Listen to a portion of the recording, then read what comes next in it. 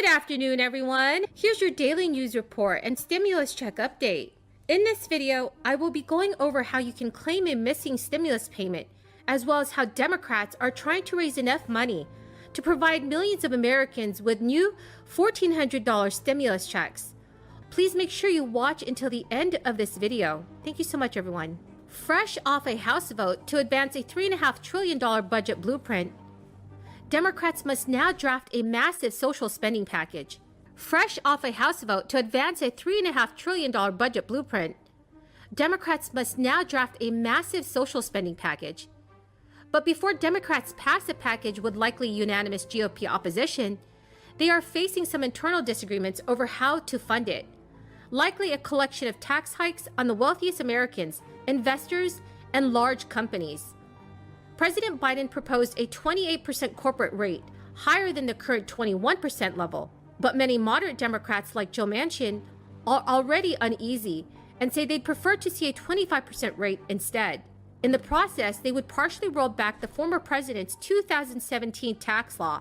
A part of that 2017 law includes how the government taxes U.S.-based multinational firms, depending on the location of their headquarters and where they earn their profits. Democrats want to overhaul this element to raise enough money to pay for measures like President Biden's child allowance, universal pre-K, and tuition-free community college, among others.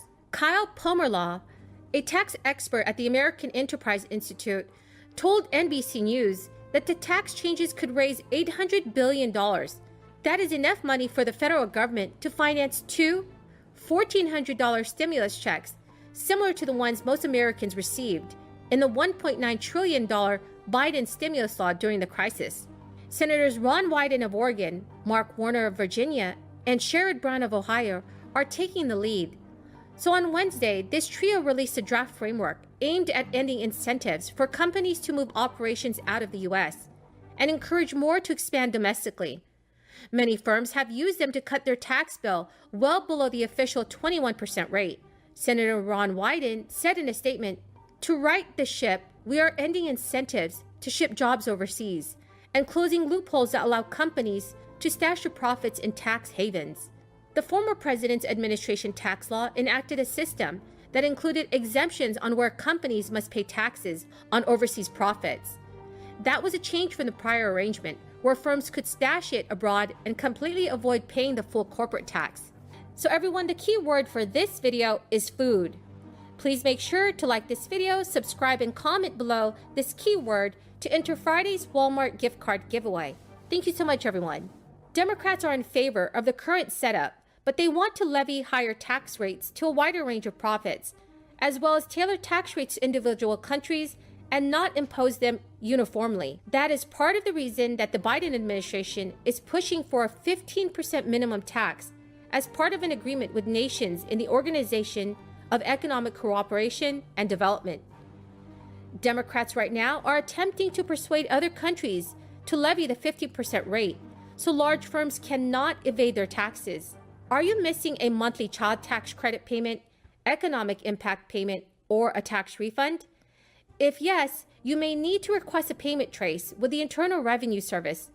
You can also do this if you misplace a check issued to you by the IRS, or in some cases, if you provided the IRS with an incorrect bank account number. Remember, before you start a payment trace, please check with the IRS about the status of your payment. If you filed a tax return and expect a tax refund, you can use the Where's My Refund tool or to determine your refund status. If you are missing a monthly child tax credit payment, check your status using the IRS Child Tax Credit Update portal. Finally, if you are still missing your stimulus payment, please check my Get My Payment tool on the irs.gov website. If the IRS agrees with your claim, it will credit your tax account for your stimulus payments. However, you will need to claim the 2020 Recovery Rebate Credit on your 2020 tax return to retrieve these funds. The Internal Revenue Service allows taxpayers to initiate a request to locate a missing, stolen, or lost payment. Once you start the payment trace, the Internal Revenue Service will determine whether the check was cashed. If it has not been cashed, the IRS will cancel the payment and issue a replacement check. For payments sent via direct deposit, the IRS will contact the bank to attempt to recover these payments. Banks have up to 90 days from the initial payment trace to respond to the IRS's request. So if you've lost a check, you can immediately initiate a payment trace to request that the check be canceled or reissued. So everyone, thank you so much for joining me here this afternoon. That is the end of the video for now. I hope you found some of this information helpful.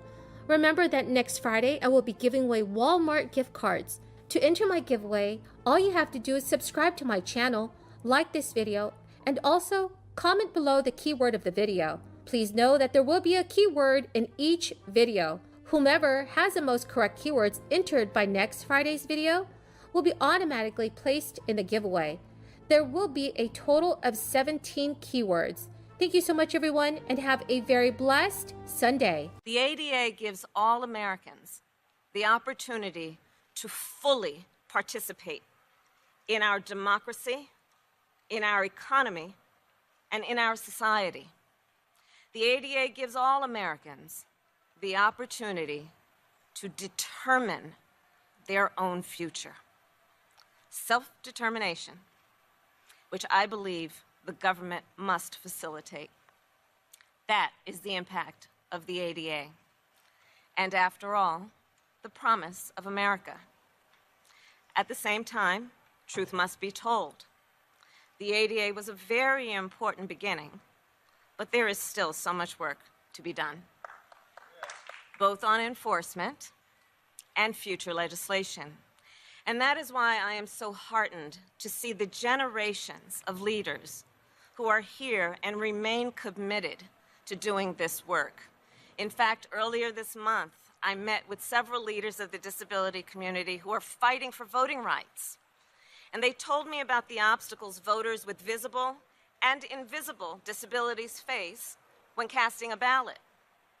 Long lines, rickety ramps, broken elevators, tables that are either too high or too low, complications with voting assistance. The list goes on and on. One of the leaders, in fact, said to me, she said, "Vice President, equity cannot be achieved without disability being part of disability